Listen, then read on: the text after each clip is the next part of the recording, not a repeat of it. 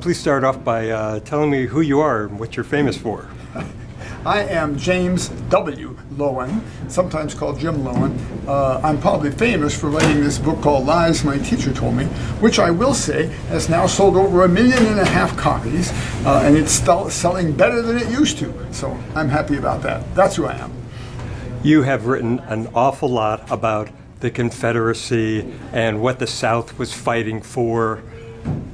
Have the events of the last year been shocking to you? Oh, the events of the past year have not been shocking, but they've been pretty useful and pretty good, I think. I think we've had two watershed events. The first of all, of course, was the terrible murders of 9 people in Charleston.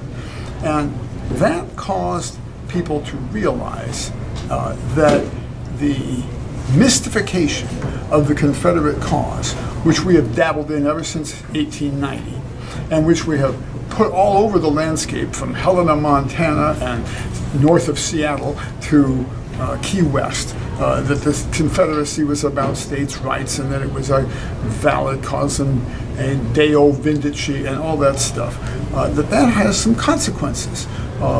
Not everybody turns out like Dylann Roof, of course, but Dylann Roof could not exist were he not in an ocean of sympathizers that are far less extreme than him, but that do provide the ideological support for his pro-Confederate ideology.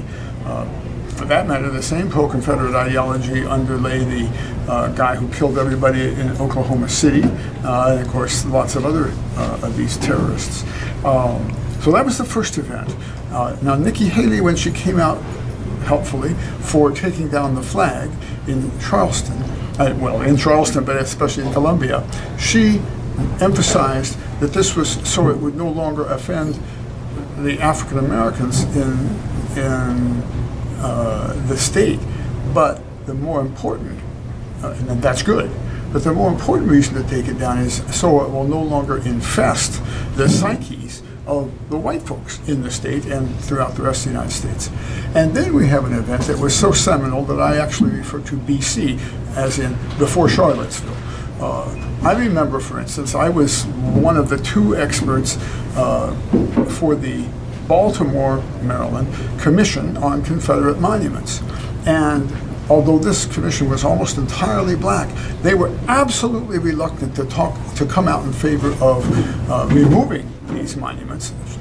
Baltimore actually has 7 Confederate monuments and 1 United States monument, although it sent 2.5 times as many people to the U.S. Army as it did to the Confederate Army and never seceded, but never mind. So it was with grave difficulty that we actually got them to come out in favor of removing 2 of them. And then within 1 week of what happened in Charlottesville, the mayor removed all 4 of the key monuments that were under discussion. And that happened in many other locations, places that had been discussing it for a long time, New Orleans famously, but places in Kentucky and all over the place.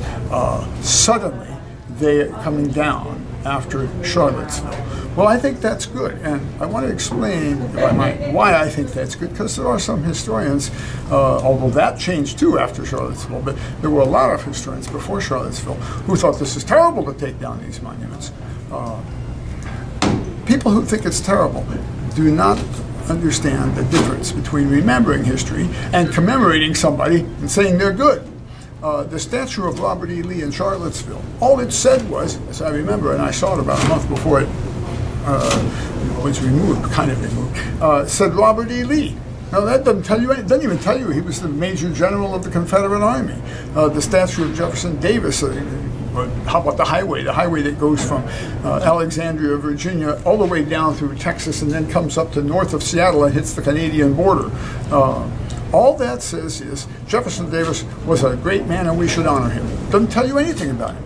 If you take the name off, if you take the statue down and you leave you put up a historical marker that said, right here on this hill, there used to be a big tall statue of Jefferson Davis on an Italian stallion, to make a cinematic reference.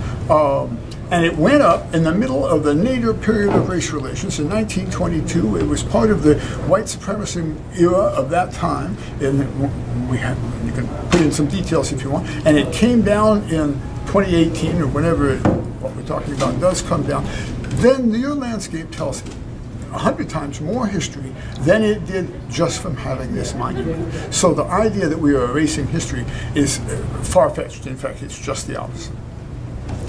Thank you so much.